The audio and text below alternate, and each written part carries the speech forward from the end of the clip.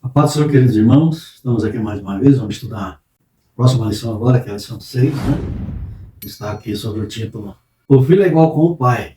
Ela é do dia 9 de fevereiro de 2025. Continuar nessa sequência cristológica da lição, que viemos falando a respeito de Jesus Cristo. O texto áureo está em Hebreus, do capítulo 1, versículo 8, que diz assim: Mas do Filho diz, ó Deus, o teu trono subsiste pelos séculos dos séculos, cetro de equidade e o cetro do teu reino. Hebreus, capítulo 1, versículo 8.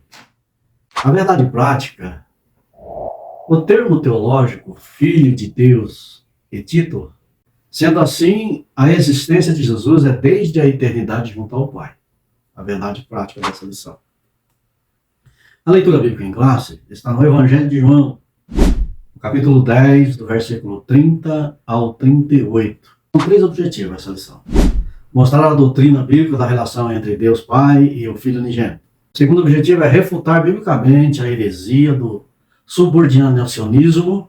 E 3, exemplificar como o subordinacionismo está presente na atualidade. A palavra-chave é unidade, a respeito de união. A introdução dessa lição está assim: essa porção bíblica do Evangelho de João é uma das mais contundentes em mostrar que o Filho é igual ao Pai. Afirmar que Jesus é o Filho de Deus, mas não o próprio Deus, é uma contradição em si mesma. O embate de Jesus com os religiosos do Templo de Jerusalém revela essa verdade. É isso que a presente lição pretende mostrar e explicar com sólidos fundamentos escriturísticos. O primeiro tópico dessa lição está assim: a doutrina bíblica na relação do Filho com o Pai. O primeiro subtópico é assim: ideia de filho. A ideia de filho aqui no pensamento judaico, a qual a lição nos ensina, ele quer dizer que no judaísmo tradicional, bíblico, o conceito de pai para filho transcende gerações, criando uma cadeia contínua de transmissão e de conhecimento, fé e identidade. Essa é uma visão baseada em princípios fundamentais da Torá e reforçada pela tradição judaica ao longo do século. O judaísmo enfatiza a importância da continuidade intergeracional. Em Deuteronômio 4:9, Deus ordena somente guardar-te de ti mesmo e guardar bem a tua alma, para que não te esqueças das coisas que os teus olhos viram, e para que não se aparte do teu coração todos os dias da tua vida, e farás saber os teus filhos, os filhos dos teus filhos. Isso demonstra uma relação pai e filho, vai além da convivência imediata. É um relacionamento de uma árvore genealógica desde o princípio. Essa é uma tradição. É um pacto de Deus com as gerações. O próprio Senhor Deus, ele vai dar sustentação a essa ideia do judaísmo, porque ele já pega pelas gerações. Jesus, filho de Davi, a gente já vê que já vai buscar uma geração lá atrás, a respeito dessa relação, dessa ideia de filho, dentro de um pensamento judaico. Deus, ele faz uma aliança com Abraão, prometendo bênção para a sua descendência. Você vê que bendito será todas as nações da terra. Deus alinha todos aqueles que entram pela fé em Cristo como filho de Abraão pela fé. Então, você vê que essa relação, essa ideia de filho, aí no judaísmo, é coerente a essas heranças de valores. E no judaísmo, os filhos são apenas descendentes biológicos, mas também continuidade espiritual dos seus pais. O Talmud, por exemplo, diz assim: quem ensina a Torá ao filho de seu amigo é como se tivesse gerado. Isso mostra que a relação pai e filho transcende vínculo sanguíneo, tornando-se uma transmissão de sabedoria e propósito. Essa é uma ideia de filho no judaísmo. A relação entre pai e filho no judaísmo é antemporal, passando de geração em geração. O papel dos pais não é apenas prover sustento material, mas também guiar espiritualmente o seu filho para que eles continuem a tradição e a aliança com Deus. Assim, cada geração se torna um elo em uma corrente inquebrável que mantém viva a identidade judaica. Então, essa relação transcende gerações. Então, esse pensamento de filho, essa ideia de filho judaica é isso. O segundo subtópico dessa lição é o significado teológico. Aqui na lição está assim: indica a igualdade de natureza, ou seja, a mesma substância É o que acontece com Jesus. Ele é chamado Filho de Deus no Novo Testamento. Significado teológico aqui, a respeito do nosso Senhor e Salvador Jesus Cristo, no cristianismo é o ponto central, né? É o significado teológico central e único. Ele é reconhecido como Filho de Deus, o Messias, que é o Cristo, né? E o Salvador da humanidade. Jesus Cristo aqui, a sua filiação, né, de Jesus, não é apenas figurativa ou simbólica, como ocorre no Antigo Testamento para Israel e para os reis davídicos, né? Lá era mais figurativo, mais simbólicos, né? Agora no cristianismo, Jesus é Filho unigênito de Deus. Ele é realmente o Verbo encarnado, Deus, como a palavra, né? O Verbo palavra, como Deus ali na formação do mundo, antes de tudo acontecer, e depois encarnado como Filho de Deus em nosso meio.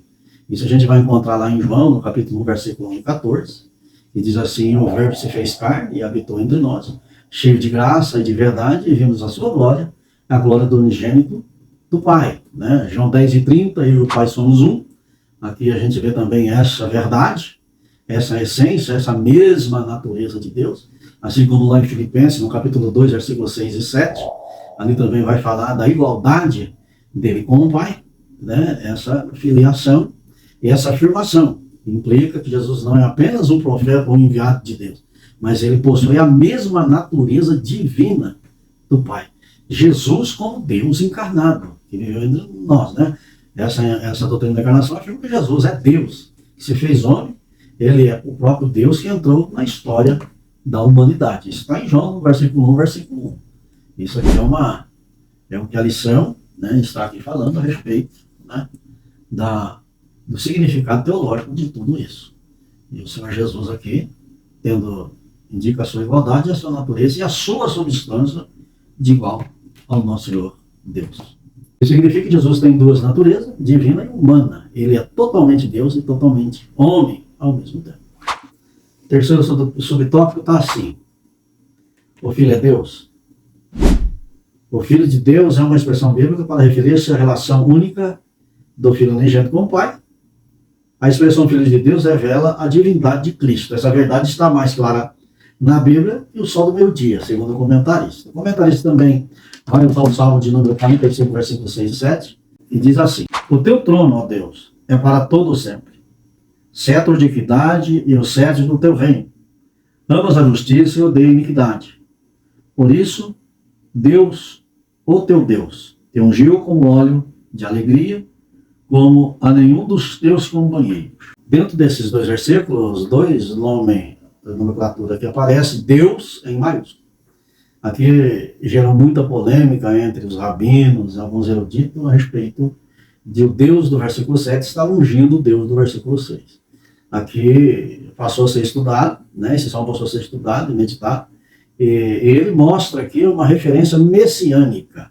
Aqui é Deus ungindo Jesus Cristo como Messias para vir fazer a redenção da humanidade. Isso é uma relação entre Deus Pai e Deus Filho, para enviar o seu Filho aqui na Terra. Por isso que lá em João, no capítulo 3, versículo 16, está: porque Deus amou o mundo de tal maneira que deu o seu Filho unigênito. Quer dizer, Deus ungiu Jesus e enviou à Terra para que todos nós, nele crer, né, possamos crer nele, na sua obra redentora, para sermos salvos de uma condenação futura.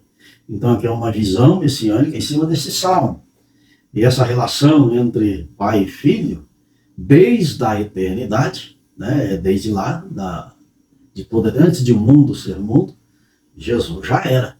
E esse feito, e essa verdade, essa relação, a gente vai encontrar dentro da Bíblia. O apóstolo Pedro, por exemplo, vai falar que esse sacrifício, essa crucificação de Cristo é desde o princípio. Lá do Jardim do Éden já era necessário que Jesus fosse crucificado.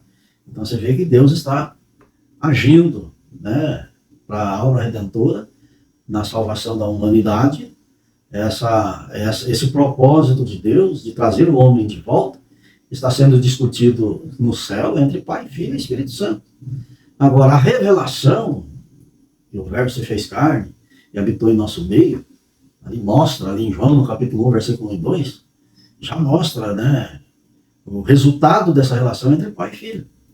Em João, no capítulo 17, versículo 5 também, A Bíblia diz assim: agora glorificar-me tu, ó Pai, junto de ti mesmo, com aquela glória que tinha contigo antes que o mundo existisse. Aqui Jesus afirma que tinha a glória com o Pai antes da criação. Porque essa relação de pai para filho já é antes da existência do mundo. Então essa relação, ela é eterna. E quando a gente lemos também no capítulo 1 de Colossenses, versículo 15 ao 17, diz assim: a qual é a imagem de Deus invisível, o primogênito de toda a criação, porque nele foram criadas todas as coisas. Ele é a imagem perfeita do Pai, existia antes de todas as coisas existirem. Essa relação entre pai e filho, né? O filho é Deus. É Deus. Ele é da mesma essência e da mesma natureza. Compartilha também do mesmo propósito, da Trindade. O Pai, ele é o que gerou o Filho através de um milagre, né? De um poder pela Virgem Maria, né? Concebida pelo Espírito Santo de Deus. É uma relação eterna entre pai e filho, né? Não é temporal, ela subsiste a toda a eternidade. É uma geração eterna de filho e ensina que Jesus é eternamente gerado pelo Pai, sem começo e sem fim.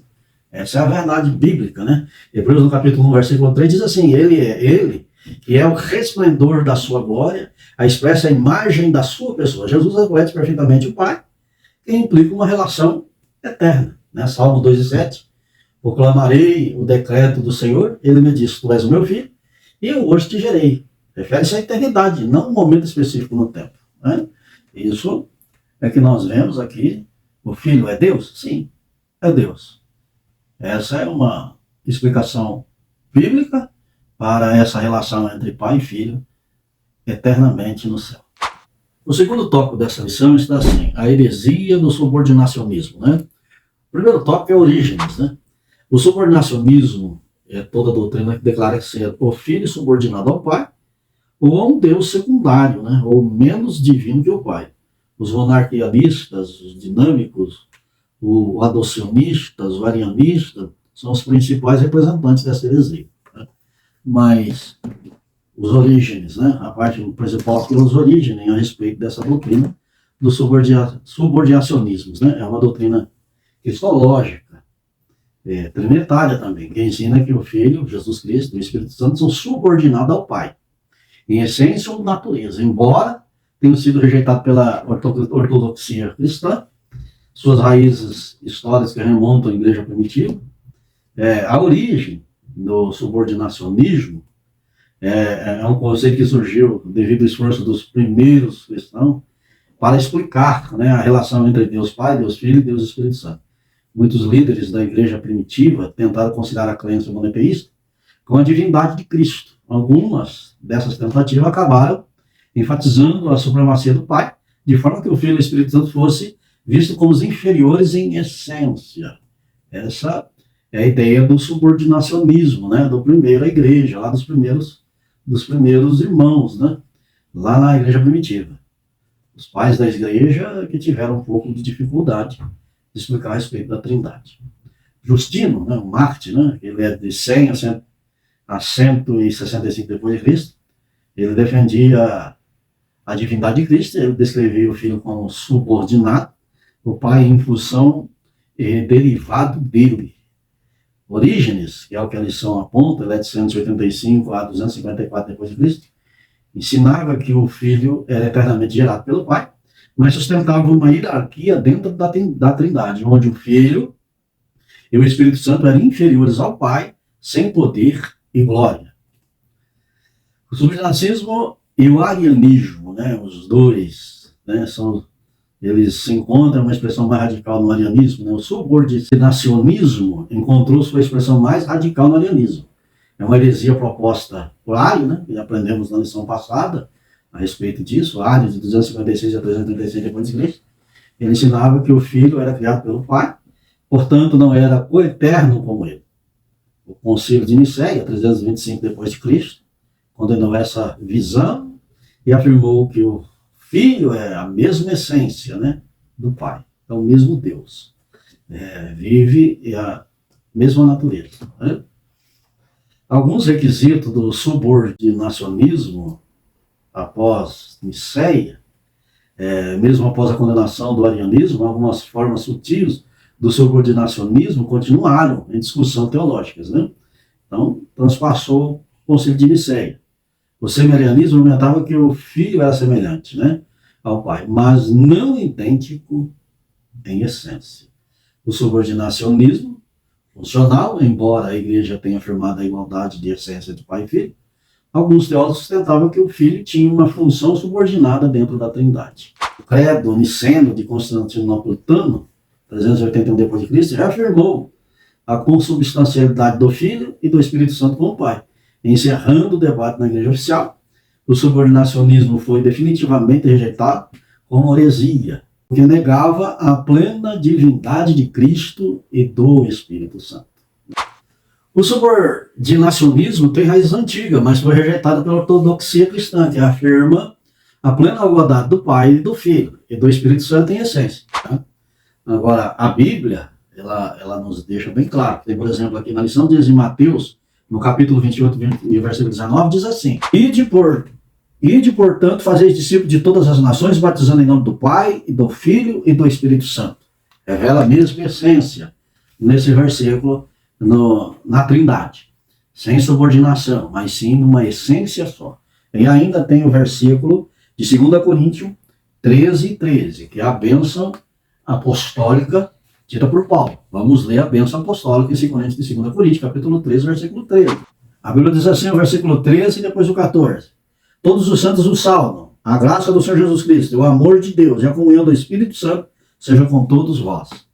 Aqui está uma revelação da Trindade, sem subordinacionalismo no meio, mas sim numa essência plena. O segundo subtópico está no período pleniceno. O subordinacionismo nesse período apareceu de diferentes formas nas reflexões dos pais da igreja sobre a relação entre o pai e o filho e o Espírito Santo. Embora muitos desses teólogos afirmavam que a divindade de Cristo e suas explicações frequentemente apresentaram o filho como inferior ao pai em alguns aspectos. No contexto subordinacionismo pré-niceno, no primeiro século do cristianismo, a igreja enfrentava o desafio para explicar a relação entre pai e filho, né? Sem comprometer o monoteísmo judaico. Ainda tinha essa preocupação contra o judaísmo, né? O monoteísmo judaico. Ao mesmo tempo, havia necessidade de afirmar a divindade de Cristo contra a heresia que considerava apenas um ser criado por Deus. Essa é uma visão ariana, diária, né? Um ser criado por Deus após a criação do mundo. Existiam alguns padres apostólicos, né, e apologistas que tentaram resolver essa questão, mas algumas das suas formulações colaboraram, acabaram provendo uma visão subordinacionista da Trindade. Complicou um pouquinho mais. As principais formas do subordinacionismo do pré-niceno, essa forma usava que o filho era inferior ao pai em natureza ou essência. Ele era visto como divino, mas não da mesma maneira que o pai. Essa era uma forma do subordinacionismo ontológico, de essência, né? Que teve esse pensamento, né? Essa forma aí. Orígenes, né? O que a lição apontou no tópico passado, ensinava que o filho era eternamente gerado pelo pai, mas sugeria que ele tinha uma natureza inferior ao pai. Chamava o pai de fonte de toda a divindade, que dizia que o filho era divino, mas de maneira derivada. Também acreditava que o Espírito Santo era inferior ao filho, criando uma hierarquia dentro da Trindade. Era Pai, Filho e Espírito Santo. Tertuliano, que também é de 160 a 220 depois de Cristo, foi o primeiro a usar o termo Trindade, né? Trinitas. Mas descrevia o Filho como subordinado ao Pai em posição e autoridade. Defendia a doutrina de Logos, o Verbo, né? Sugerindo que o Filho emergiu do Pai em um momento específico antes da criação. Isso aí é uma visão ariana. Subordinacionismo econômico, de função, né?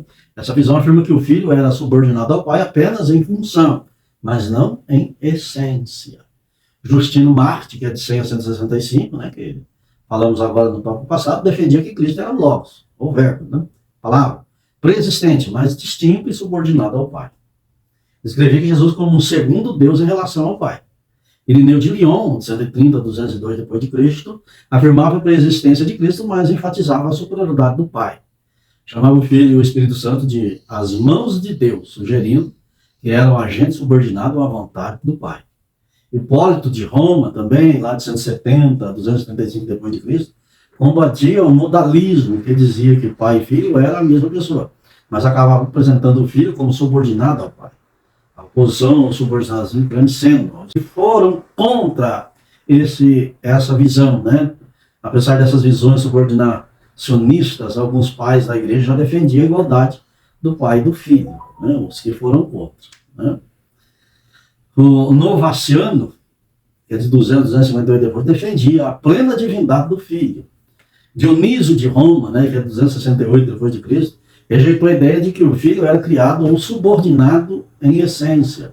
O subordinacionismo praniceno influenciou diretamente Ário, que radicalizou a ideia ao dizer que o filho era criado pelo pai e, portanto, não era Deus de verdade. Isso levou à crise ariana e à convocação do Concílio de Nicéia, 325 depois de Cristo, que rejeitou o subordinacionismo e declarou que o filho é da mesma essência do pai.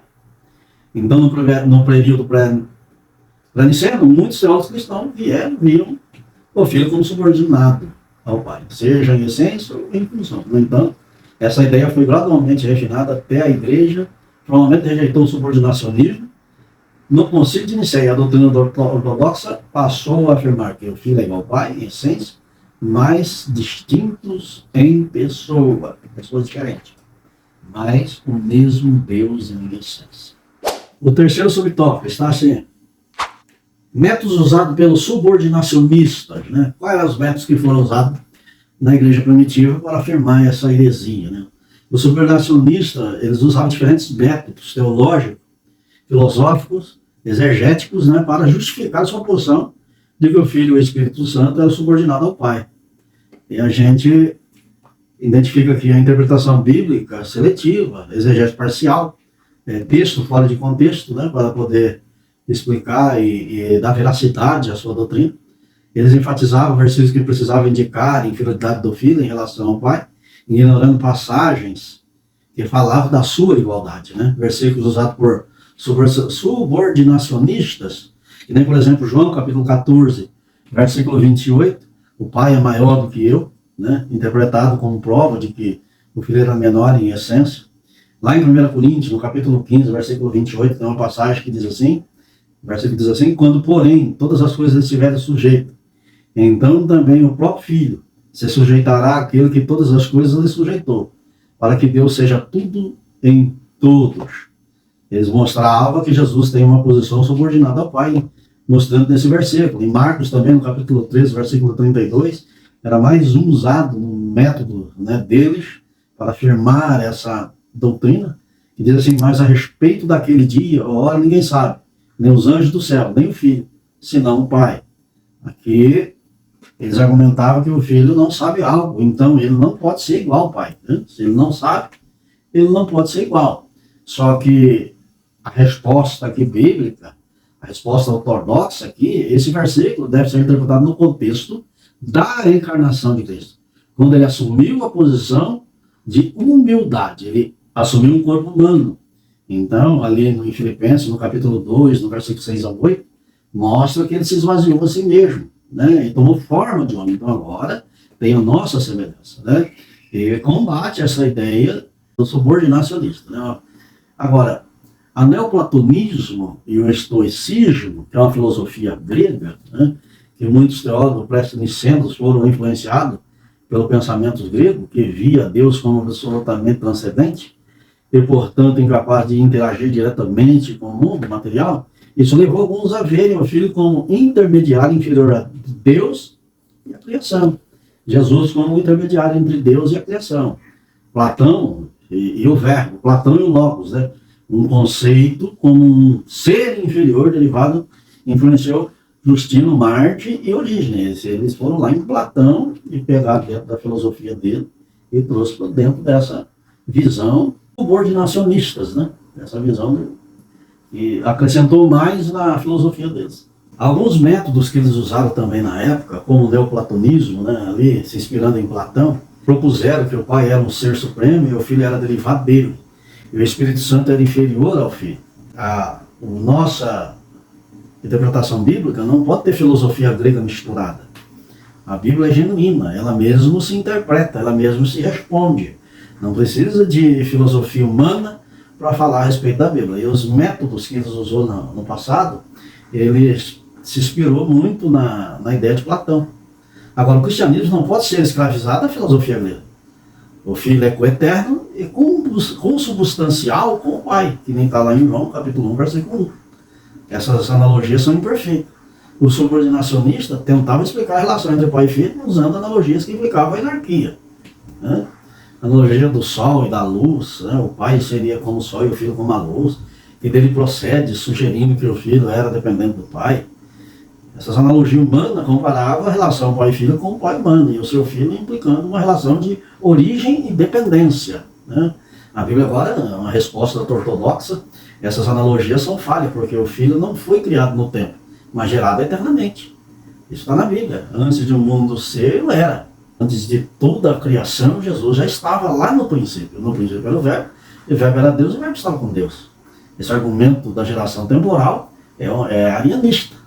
É o ário e seus seguidores que defendiam que o Pai é a única fonte eterna de divindade.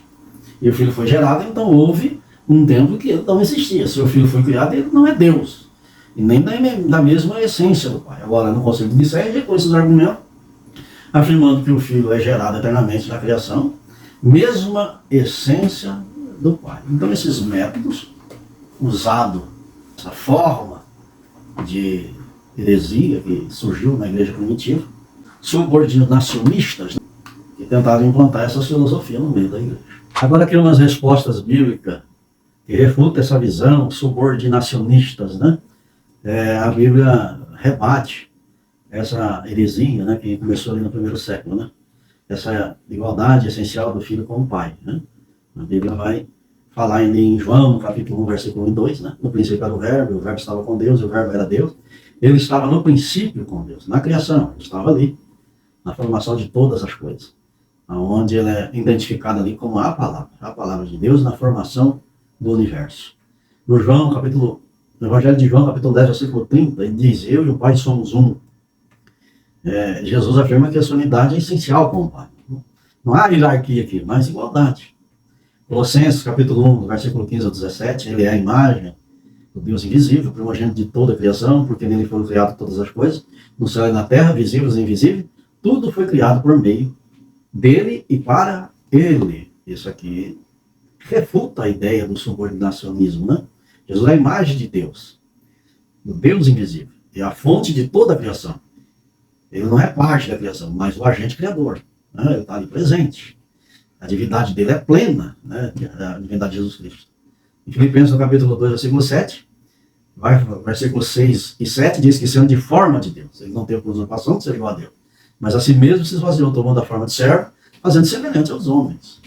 Ele é o mesmo Deus, mas não teve usurpação de ser igual a Deus. Hebreus 1 e 3, ele é o resplendor da glória de Deus, a expressão exata do seu ser, sustentando todas as coisas pela palavra do seu poder, né? O Filho é a expressão exata de Deus, que implica toda a igualdade em essência, natureza com o Pai. Refuta toda a ideia do subordinacionismo, né, que fala que não, que Jesus é subordinado. Em João, no capítulo 14, versículo 9, diz: quem me envia a mim, é o Pai. Quem me vê eu, vê Deus. O próprio Deus. Por isso que a Bíblia vai falar em Isaías, no capítulo 7, versículo 14, que seu nome será Emanuel, que significa Deus conosco. Jesus não é apenas um representante do Senhor, mas a revelação perfeita, completa do Pai. Ele é igual ao Pai em sua natureza. Lá em João, no capítulo 17, versículo, diz assim, versículo 5, diz assim: agora glorifica-me tu, ó Pai, junto a ti mesmo, com aquela glória que tinha contigo antes que o mundo existisse. Jesus aqui já era antes mesmo que o mundo existisse, né? Ele refuta aquela ideia do subordinacionismo alinhanada com o arianismo, que ele foi criado após a criação, durante a criação de todas as coisas. Aqui, o versículo ele vai afirmar sua existência antes mesmo da criação. Fala que é sobre a sua glória, que ele compartilhava com o Pai antes da fundação do mundo, mostrando a sua existência eterna ao lado do Pai, sem início, né? Miqueias 5:2. Mas tu, Belém Efrata, embora seja pequena entre os milhares de Judá, de ti sairá a mim o que será governante sobre Israel. cujas origens são desde os tempos antigos, desde os dias da eternidade. Está falando que Jesus aqui é antes de todas as coisas. Ele é a própria eternidade. Né? Ele é um Deus eterno. Ele não tem origem, né? Indica que ele tem origem eternas e não um ser criado. Né?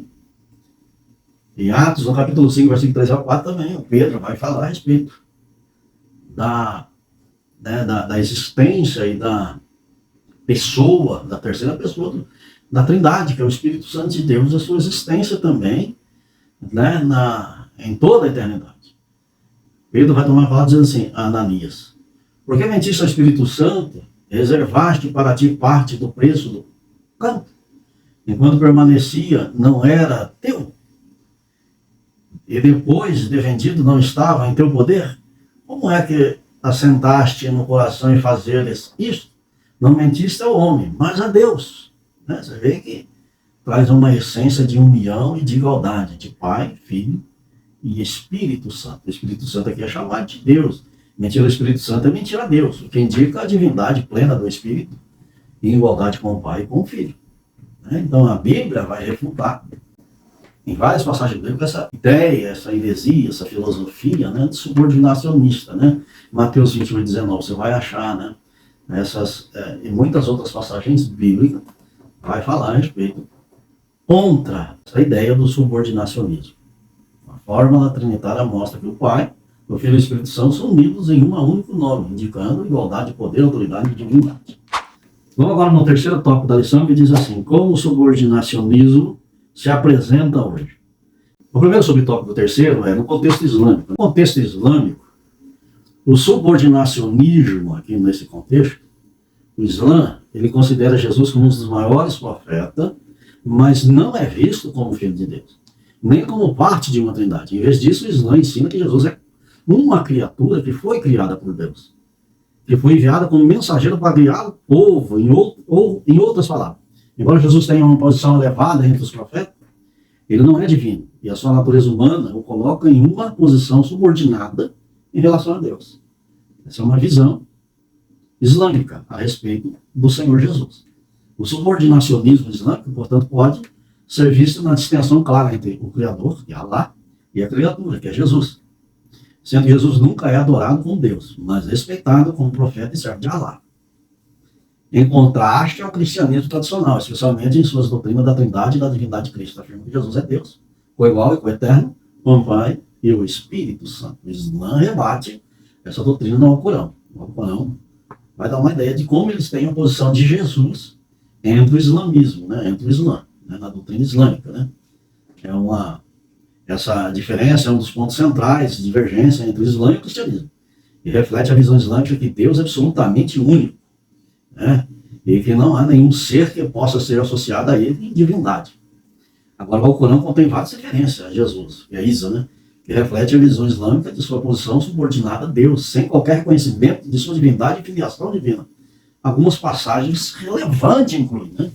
No Alcorão, em Surah al-Minhan, não sei se eu pronunciei certo, mas no capítulo 3, e o versículo do 45 ao 47, vai falar da anunciação de Jesus. Está assim, lembre-se do que os anjos disseram, ó Maria. Deus te dá a boa nova de uma palavra dele, cujo nome será o Messias. Jesus, filho de Maria, ilustre neste mundo e no além, é um dos mais próximos de Deus. Essa passagem está que Jesus é um servo de Deus, sem implicar qualquer relação divina entre ele e Allah, né? Sem ter aquela relação de paternidade, né? Entre pai e filho, entre Jesus e Deus.